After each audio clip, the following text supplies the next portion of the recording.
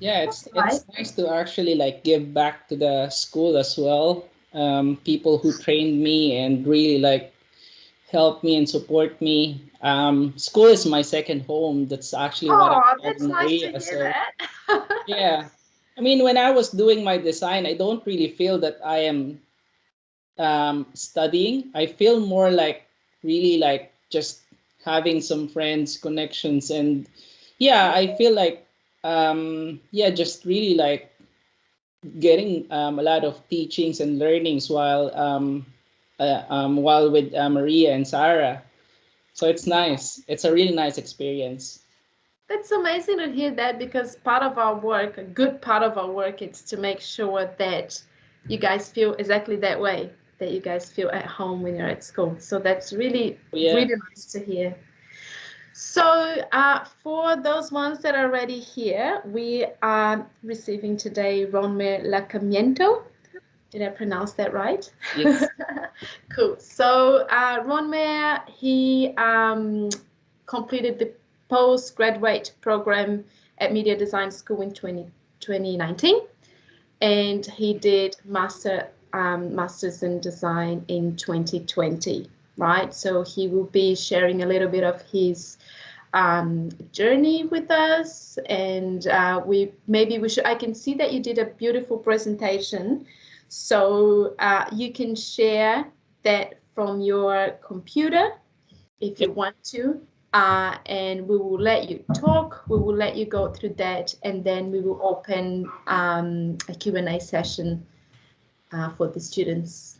All right, and I will pass it to you. Thank you. Yeah. First of all, yeah, thank you for inviting me here. It's such an honor to actually be invited to present to the incoming graduates and also like to maybe the leaders of the our design community in the future. So it's an honor to be here and present with you guys my experience and where am I not at the moment and what's the future beyond. So this is my designer's journey. I call it above and beyond. So yeah, let enough talking. Let me go and start. So yes, so I am Ronmar Lacamiento. Currently, I am a lead UX UI designer at Portainer.io. I am previously a UX and UI designer at Gentrack Global, which is a utility management software.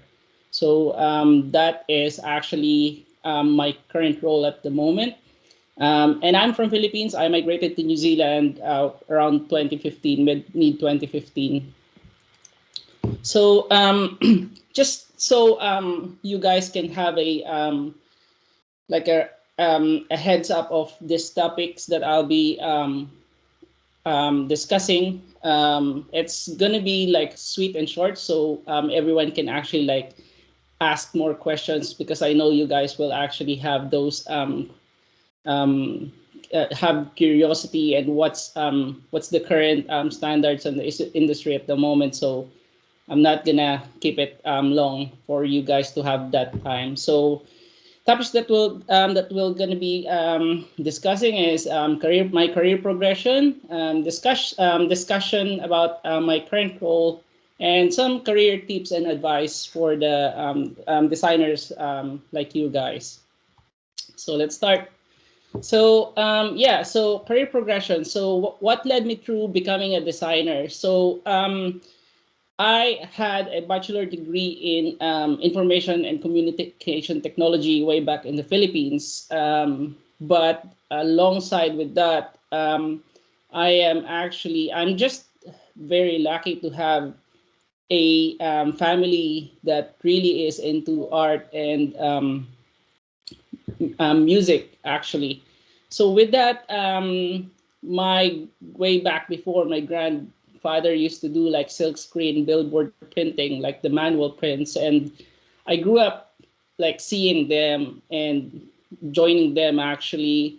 And the with the with the technology coming through way back in 2000s and 1990s. I don't know if we have 1990s kids in here, But way back then, I saw the emerge how technology is actually emerging through the market, and then with that like really curious age of me, I jump into the information technology, and I'm just so lucky that my course actually involves media design or digital design as part of the program. So that's actually what led me to jump into the design and learn the principles, learn the methodologies.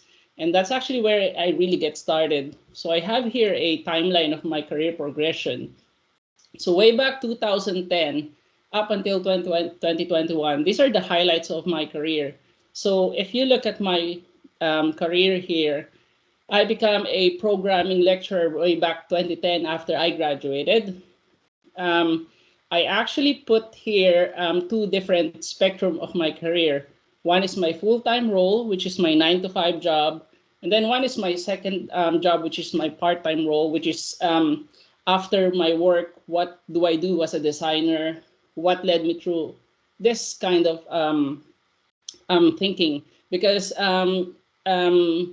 your 9 to 5 job is your really your usual day-to-day task, but as a designer you need to actually challenge yourself, get some more get more information on what's actually beyond what's inside what's inside the organization that you're working on, and really go outside of that comfort zone of yours and learn how things is actually outside. So as you can see here, around 2012, I became a senior graphic designer. I led around like 6 people on an organization. But at nighttime, what I'm doing actually is I am actually a senior UI designer working for a company or a design consulting company in San Diego, California. So I know if you look at this and you ask me like, Ronmar, how you juggle with this? Way back before I even migrated, when I was a senior graphic designer, I worked like on a 12 noon to 10 p.m. job, and then after that, because I still have energy to work with other companies, I work with San Diego, California agency for like 4 to 5 hours, working with really diverse people from Pakistan, India, and some other parts of the world like Brazil, to actually work on some other design interfaces outside the organization that I'm working on as a full time. And then way back, and then by the time around 2015 is actually we migrated here in New Zealand. My first job here in New Zealand is actually a silk screen cleaner. If you notice with my story, I learned silk screen printing because my family knows how to actually like do silk screen printing way back before, and I was actually learning through watching them and helping them like a chef's hand or a lend hand from a chef, something like that. So I actually use that as one way of actually like getting my first job here in New Zealand. And then from there, actually, connecting the dots, being on that silk screen cleaner business, I get a lot of connections, like people who actually is a marketing of a company, people who's a director of the company. And that led me to actually on starting my own design studio way back in 2015, because a very kind person or a director of the company here in New Zealand asked me to be a part-time designer with him. And then he said that, hey, Ronmar, because you're doing all of this stuff, why not build your own business so you can also work with other directors of small medium enterprise business here in New Zealand. So that's actually how it led me through and kickstart my career as a designer again. So you can see a wave of pattern of my career wherein I'm on the mid-level, going to a senior level, and goes back again to zero, and then starting on middle ground again, and working through my way out and paving my path again. So around 2018, I did had a chance to be a lecturer at Unitech for a couple of term in there. What I did actually is I managed to help them to fix their curriculum on advanced interaction design. That is actually where I'm starting my master, and then that point of my career is where I actually get introduced to media design school. And with that, since I think it's mid 2018 that I have a conversation with Sarah and Maria that I wanted to move from Unitech going to media design school, because the way media design school teached is actually in line with the industry standards, and that is actually where I really kick off on pursuing my master of design. My master of design at PIDA Design School. Alongside with that, I've got a full-time job at Vodafone as a UX and UI designer, and it is a really nice combination of one, learning from my master's degree while you are working on a company, um, on a on a big company here in New Zealand, because all the principles and methodologies, and our weekly learnings, actually I get to actually implement that as a UX designer at Vodafone, which is really nice, because um, you learn a lot from time to time, especially when you're going to school, and at the same time, your full-time job fulfills or your full-time job actually fulfills your the whole day of your work, but the principles that you learn from school, you kind of actually get to execute and implement it. Not only the hard skills that you learn from the school, but at the same time the soft skills like communication, collaboration. It's a really good blend of time for me. So I can totally say that around 2018, 2019, up until I graduated, it's one of the point or highlights of my career. And then from there, I start working part-time again as a brand designer. And then one of my connections from LinkedIn actually told me that, hey Ronmar, we're having this role of a head of design for TOA Global. I know that you have this capability and everything, so why not go and try it out for us? So um, I resigned at Vodafone and jumped at TOA Global for a couple of I think it's a 6 month contract that they have. And yeah, I mean, I just have the leap of faith and just take the role, take ownership of it. So it's a nice blend of skill sets that I learned as well, coming from UX designer, and knowing these skill sets, really have really actually like get to have some blend of contribution to the organization that I'm working on. And then from there, once I've finished my contract as a head of design, um, another company reached out to me if I can do a contractual with them. So that's actually Gentrack Global. So before I even become a full-time designer at Gentrack, they are already hiring me as a part-time UX designer for a month or two. And then from there, they told me that they are actually open to have a full-time role So I again take a leap of faith and jump on that role without hesitation. And yeah, because if you connecting the dots, since I was a senior UI designer at San Diego, California, I'm already doing UX and UI. So for me, it's just more of like really like kicking off that skill sets that I've learned, and then adding up some more skills like facilitation as part of the UX designer role as well. So that actually what really um, led me through as a UX designer that time. And then currently, I was headhunted by an organization again. And now I've just recently signed this role to them as a lead UX UI designer at Portainer.io.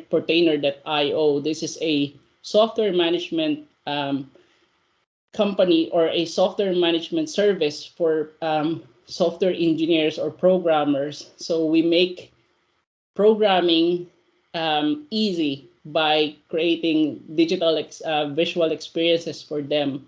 So that's my career progression on a nutshell. And yeah, I mean, go looking in the future. This is actually a good and connecting the dots on the past. You can actually, I mean, all the skills that you're learning, even though you're just a waiter in the restaurant, working part time in there, just for you to save money. Those soft skills that you're learning is essential when you actually jump onto different career. So yeah, so moving on to my next slide, so I could discuss more about my current role. So so this is a this is what UX designer think like a funny meme. Actually, it really catches my attention actually because this is what people think you do. This is what the society think you do. Like you're doing heat maps and everything. My boss thinks that I'm just doing like mid fidelity wireframe. What I think I do is just doing some facilitations with design actually. But what I really do is actually asking questions, um, validating answers, knowing what really is the problem, asking about frustrations and pain points of the users, knowing what are the things that I could actually help them to ease that burden when they're actually um, jumping into our experience or onto the software experience. So that's actually what I really do as a designer. And as a designer, I mean, this is a very broad view of how UX designer work actually. So as a UX designer in a nutshell, you need to actually blend in the what the business goals are versus what the user needs. Those two main point of a UX is actually the sweet spot when you create certain area that met the business goals and you create areas that met the user needs. That is actually how a good user experience is really created, be it software or service design. That's actually what the industry standards are always looking for. And I could attest, I mean, I could actually define it on three different ways, just like the product designer of Slack says. Designers are actually facilitators, stewards, and connoisseurs. So, facilitator means that you collaborate by the team by making their ideas tangible, not the designer's idea or your idea, but more on really like um, getting those insights from your stakeholders and making that idea as a tangible space or something that they can actually look at on. So that's one thing as a designer needs to actually look at. Another thing is understanding what are the underlying problems. So asking questions is a really an essential skills for designers. We don't just push pixel because we want it. We push pixel because there's a need to actually push that pixel from left to right. And then another thing is clarifying what are the goals and the non-goals are. On the industry, there's a lot of opinions. There will be a lot of opinions. There will be a lot of suggestions. But as a designer, you need to think what are the important. You need to actually like cherry pick what are the things that you think that is actually viable enough for us to actually solve certain issues like the business goals, or actually get to know if this suggestion will really define a solution for meeting the business goals and the user needs. Stewards, we need to be stewards of the business, or as a designer, we need to be stewards as well. That means protecting and promoting the creative process. So we every organization have different creative process, and from there, you need to be an advocate of that. You just when somebody or when a stakeholder told you that you need to get this done by today, and if you think it crosses the line of your creative process, you need to actually elaborate to them and explain to them that that is not how the creative process works. Again, so you need to be an advocate of user-centered design, or you need to be an advocate of your users. Knowing who your users are is a really good attitude. Being as a designer, especially um, in this digital era, because that is actually what industry as we're always looking for as well. And stewards meaning you're bringing new ideas, stupid or not. One of the things that I learned through as a designer for almost like 10 years of my life in the design space is there are no stupid ideas. When you're facilitating design sprint, um, your stupid ideas or any other ideas that can come up and put on can be put on a notepad or on your sticky notes are an idea that will actually kick off the stakeholders' minds. So as a designer, this is one good skill sets or attitude as well. And lastly, being connoisseurs. What I mean by connoisseur is if you know like connoisseurship is actually like elevating the quality. Like for example, if you're a wine connoisseur, what you do is actually you are the you it's like you're the quality assurance guy who actually elevate the taste of the wine, right? So as a designer, you need to actually have this you need to have this attitude as well as being connoisseur or connoisseurship, because here you need to elevate the design or the quality of the design inside the organization. You'll challenge the norm. You bring ideas.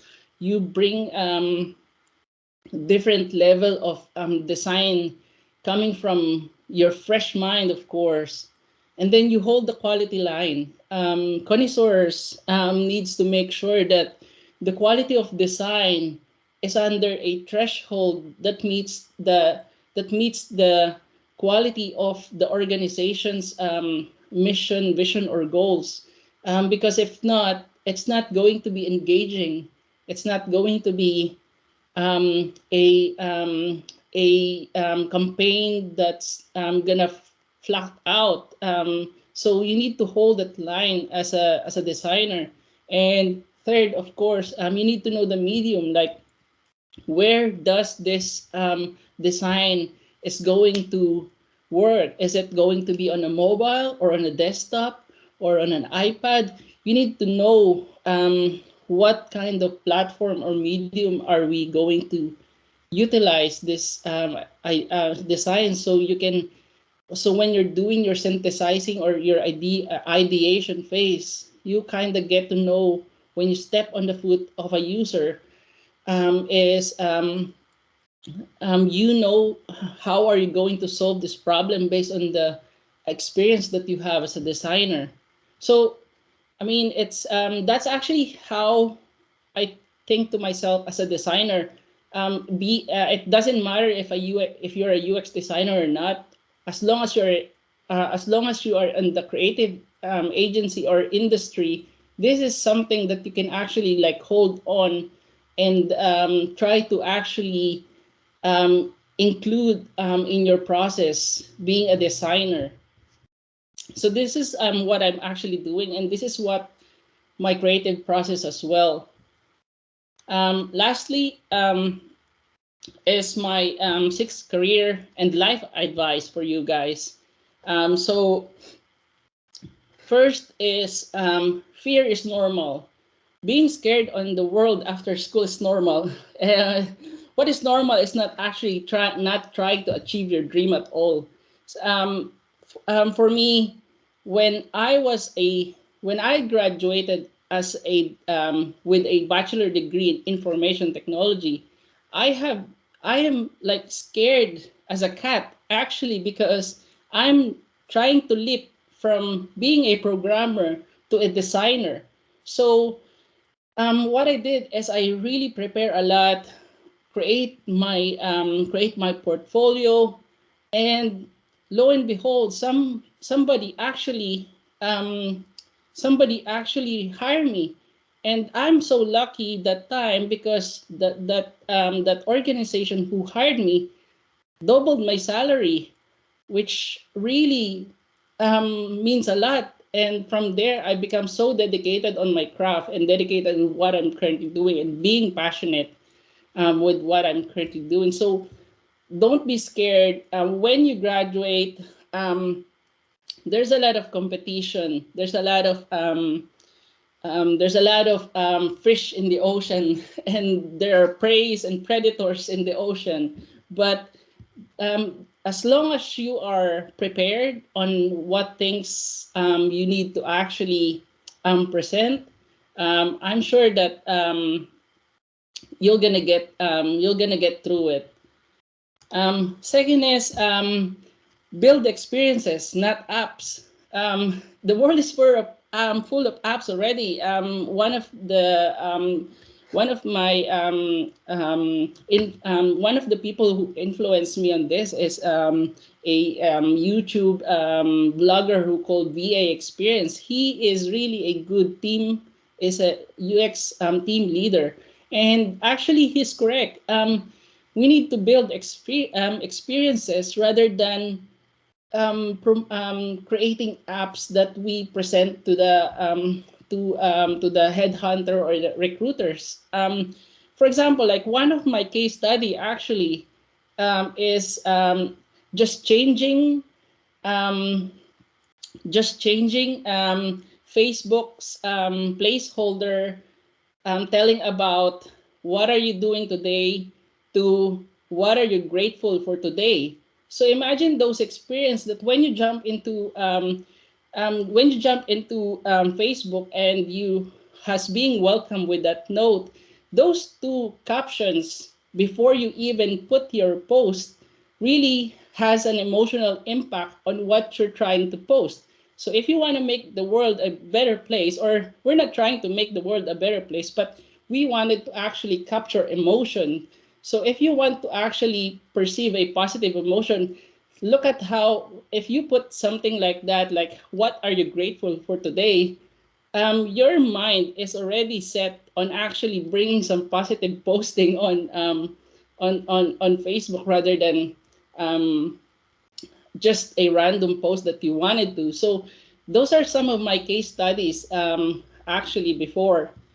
Third is fail fast and learn more. So don't be scared to make early mistakes. Um, Mistakes are really good, and especially when you are already on the industry as a designer. I can tell you now that as a designer or a UX designer, we fail fast and we learn from it. We test our case studies, we test our wireframes, fail from that, and then learn from it. we do it on a fast paced scale wherein we can commit to a certain level of design that really is our best guess for us to actually launch to the public. Fourth is be passionate about your craft. So, excuse me. So as a designer, be like insanely passionate about what you're trying to do, because whatever you're trying to do, comics, illustrations, brand design, anything, the universe will bring what you need. I believe that there's a force in the universe that if you're so passionate about what you're doing and you're very focused on actually creating something that will improve your skill sets, it will actually generate onto you, and the force of the universe will make you connected to somehow some other people who's also doing this kinds of stuff, and later on will actually bring you to a position wherein you're happy with what you're gonna have or what job will you be having. So that's actually one thing that I really like to do, like be passionate, because somehow, sometime you'll come to that stage. Um, Fifth is be consistent on what you're doing. So just like what Bruce Lee said, knowing is not enough. You must apply. Willing is not enough. You must do. Every time you created something and you present it to the world, um, you are actually on that process on creating it. You're actually implementing those methodologies and principles that you learn from the school or you learn from your academic professors. That is actually nice because one of the examples that I'm trying to say earlier is when I was at school and I have my full-time job, I'm actually applying what I'm learning, and I'm trying to actually keep that up until today. Learning is like a life commitment actually. So once you learn, apply it and be consistent. If you wanted to put like Instagram post about your design, be consistent. Make a plan about like at least twice a week I'll post something, or at least like once a week I'll post something. Just being consistent on that will make you'll gonna soon find out that, oh, I actually created a vast number of portfolios now, which I can actually present to the recruiters. So being consistent really helps a lot. And um, last of my advice is like just heads on the clouds, feet on the ground. Don't forget where you start. Connect with the community. Ask questions. Be humble, because soon enough you'll be a master of your craft. And being a master of your craft um, is nice, but if you share it to everyone, that is actually a much better experience. Not only as an achievement for you, but it actually fulfill your heart as well when you're trying to actually sharing ideas, sharing knowledge. Yeah, this is my last piece of advice. Just be humble and be passionate. And As a designer, this is one thing that really helps me a lot getting into this role that I have. And yeah, that's just about it. And thank you very much. Oh, well, Ronma, that was beautiful. Yeah, well, it was really inspiring. Um, I could really feel the passion that you have for everything you do. Wow, that was amazing. Thank you so Thank, much. Thank you for this beautiful. It was so genuine and authentic. Thank you so thank much. you. So, as I said in the previous session that we were having before, I think those tips are gold, for life in general, not only for your career. So thank you so much for sharing that. Mhm. I think you went through pretty much all the topics that we wanted to cover here, so that was amazing. And now I would like to open up a Q&A session. So if the students out there have any questions for Ronma, please feel free to pop your question on the chat, or if you want to share your voice with us, feel free Yeah. to put your camera on, your mic on, and I'm sure he will be happy to answer your questions. Oh, absolutely. Yeah, yeah. Don't be shy opening your camera, guys. Yeah, it's nice to actually see um, Yes. this new race of designer from media design school, and Yep. hopefully you guys will be a leader as well in the next coming years. So yeah. Yeah. Yeah, that would be amazing if we could have done that session in person, but unfortunately everything became virtual suddenly. Yes, But absolutely. Yeah. yeah, yeah. And I've been missing to see students' faces and smile for a while. So let's see if any of them will turn their camera on. Probably not. Anyone has any questions for Ronma? Yes, I do. I came in a bit late, so apologies if you've already talked about this, but That's just okay. hearing you talk about designing experiences rather than just products, that was actually quite a nice kind of frame shift for me. That's quite like, wow, I feel excited to design now. So could you talk a little bit more about what that looks like in practice and how that kind of affects your design process and the steps that you take to get there? What are kind of the considerations that are part of that? Mm-hmm. Yeah, yeah, absolutely. So um, experience is different from just creating apps actually. So imagine like I don't know if you guys already tap into the field called behavioral design.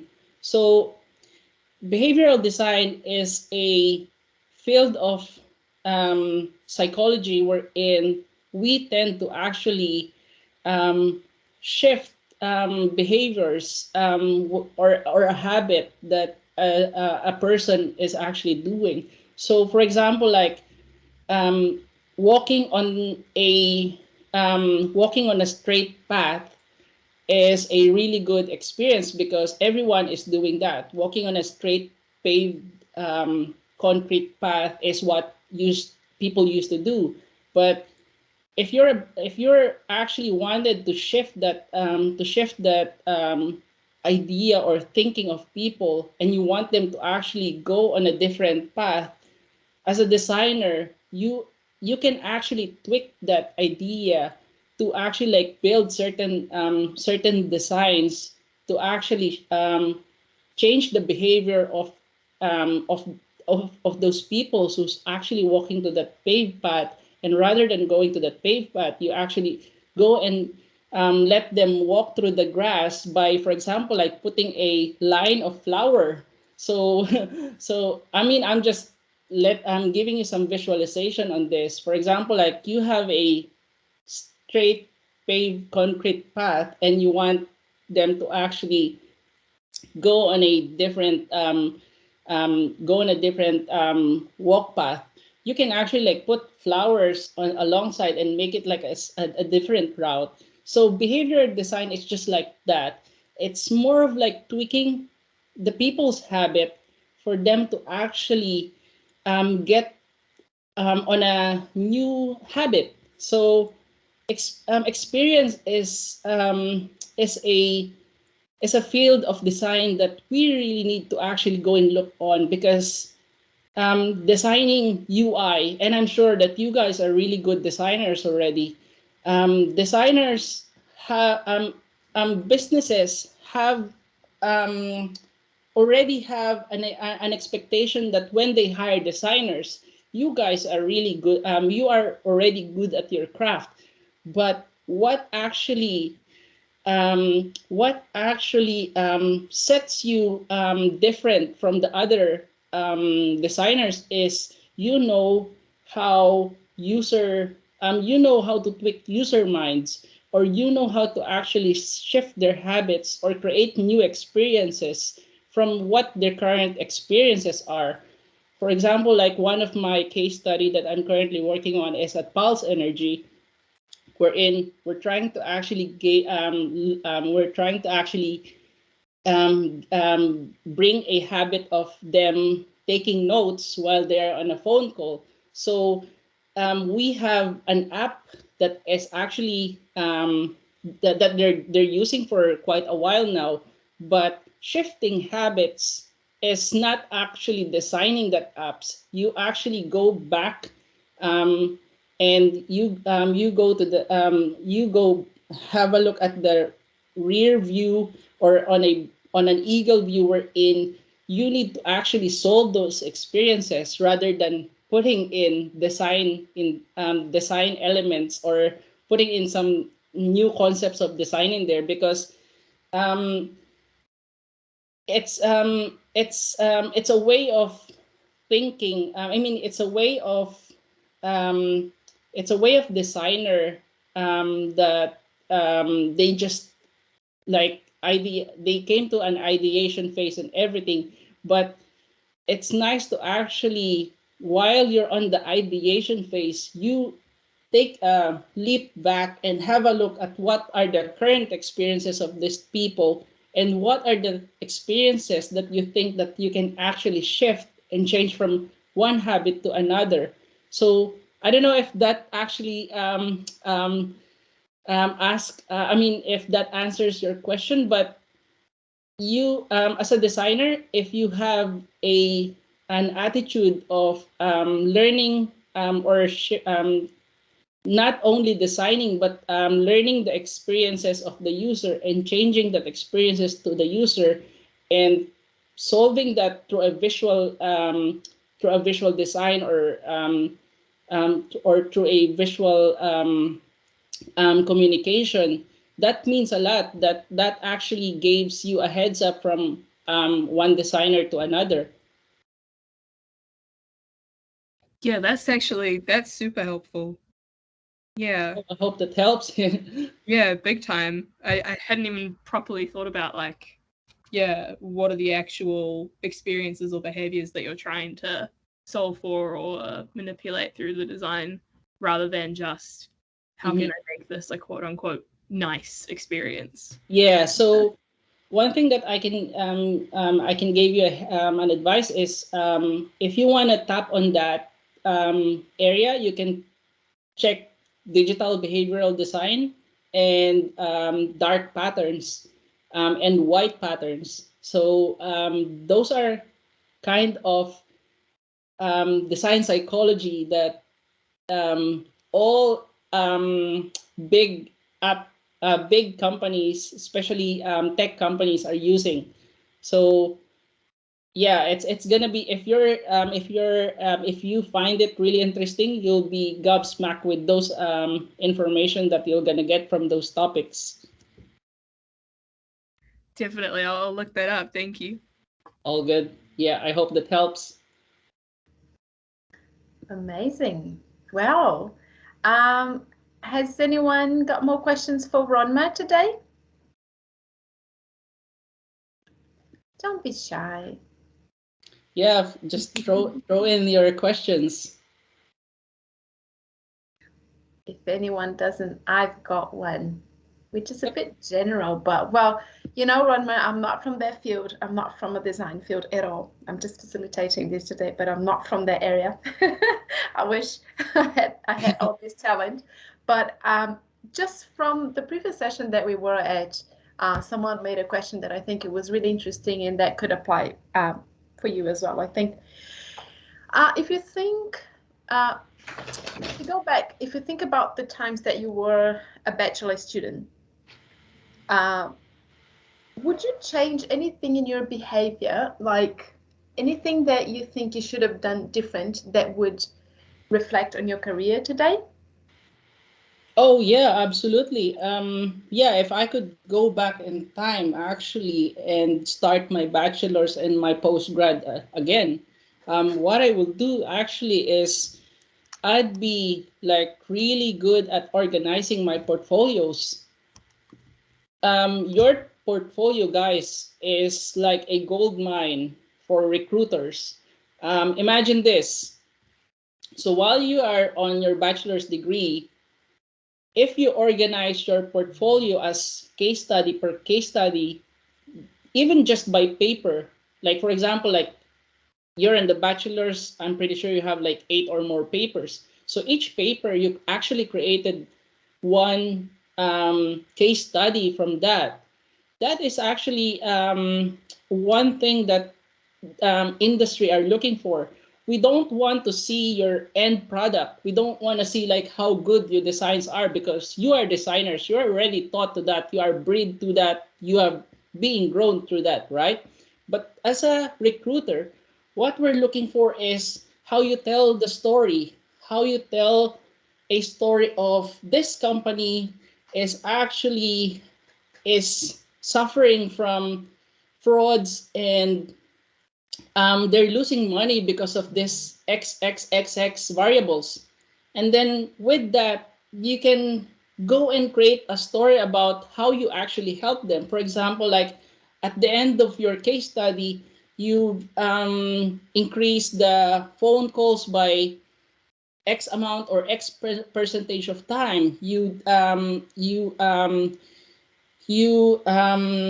control frauds 80%. You manage to actually bring the e-commerce and take less time for the admins to do all the groundwork. So creating that story with your case study is what we're looking for as a recruiter. And I mean, this is actually a good topic, Bianca, because I'll be recruiting my designers by the next couple of years as well. But There you go. yeah, so what recruiter looks for: UX lead, UX head of design, or head of co-e of design, or whatever head of design role they are, is how you actually tell the story, how you came up to the idea of your solution, how did you ideate the solution and bring that to the bring that to life, because clearly your design is um, I mean, you already have great designs, but the story that you tell behind how you actually create that designs is the most important part of the journey for us, because we know that one, you know how to communicate your ideas and your design. Second is you know how to collaborate with different people. Third is you know how to be a team player and a team leader. So those are the things that we're looking for as a designer. And if I go back to be a bachelor, again, just same as you guys, I can totally tell you that those are the things that I will do because that is a gold mine of ideas that you can actually present to the rest of the recruiters, and that what makes you different from one designer to another. Wow. There you go, guys. I hope you listen to Dan. Yeah, I know it's pretty hard for a designer to actually work on that, and I mean, I can attest that to myself. I'm also doing, or I'm actually revamping my portfolio as a designer. This is like, I mean, I'm talking to you personally from a designer to designer point of view. Wherein do your groundwork, creating your portfolio. That will separate you from a designer to another. Recruiter are always gonna look to that. They don't care about your end product. They care more about your how you actually tell the story of how you came up with that design solution. So that's yeah. Yeah, and I think that even applies to the way our faculty accepts applications for media design school. That's what they look for when they look at the portfolios when the students apply to the Yeah. school. So that's really interesting to hear. Yeah, and that's actually one of the great thing I like with media design school. When I step in on my postgrad and master of design school, when I finish that, I actually have like I have like six different case studies. And I put it just on my Notion. Notion is a really nice application, guys. You should go and check it out, and it's free for students. So you can actually build your website just by using Notion without any codes at all. Designer hates codes, I know that, but Notion is a really good tool um, to start creating your ideation phase on your case study. So have a look at that. Should we pop that on the chat here? What is it? Can you say it again? Oh yeah, I'll send you the link later, Bianca. Cool. So yeah, I'll give you a link of Notion, and it's free for if you're an educator or you are in the education sector, you're in the education sector, or you are a student. It's free. So yeah. Okay. All right. Cool. Amazing. Well, does anyone have any more questions to Ronma? Hannah just put a message on the chat saying, "I think I'm going to have to go and rework on my portfolio after this." Yeah, don't worry. I'm also working with my portfolio, so I can totally tell you that on a designer to designer point of view, it's a living testament of how we actually work. So it's not a diary, actually. I don't think that's a diary, but it's something that actually tell your personality, but at the same time show your design process as well. So yeah, hopefully you guys will do your groundwork with that. And yeah, I mean, media design school have that on their curriculum. So I'm very, to be me as well as a designer, I'm very happy that I done that. Amazing. Well, you know, Ronma, I feel that I could listen to you talking all day. It's really inspiring, seriously. Yeah, yeah, really nice, really nice. And if anyone has any more questions to Ronma, we still have 4 minutes to wrap up this session, and that's your chance if you want to ask anything. Looks like they're a little bit shy today. Yeah, I mean, I have my email on my presentation. Yeah. Feel free to message me. Okay. Yeah, I don't mind actually. New Zealand has a mid mid-level group. I mean, we are on a mid-sized community as a designer. In Philippines, we have like 500,000 actually designer in there. And when you talk to them, sometimes your MS Teams like really like just just yeah, it's just freeze because there's a lot of people jumping Yeah. in. But I mean, New Zealand is a mid-size community of designers, and for sure in the future we're gonna bump to each other. So I'm looking forward to that when you guys are become um, practitioner of whatever design field you're actually mastering or really pushing through. So yeah, that's just one thing that you can actually keep in mind. Yeah.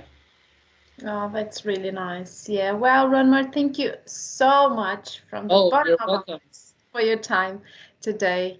Um, I will. Some of the students couldn't join. Obviously, some of them are busy, have classes or whatever. That's why I recorded this session so I can share that with everyone. Yep.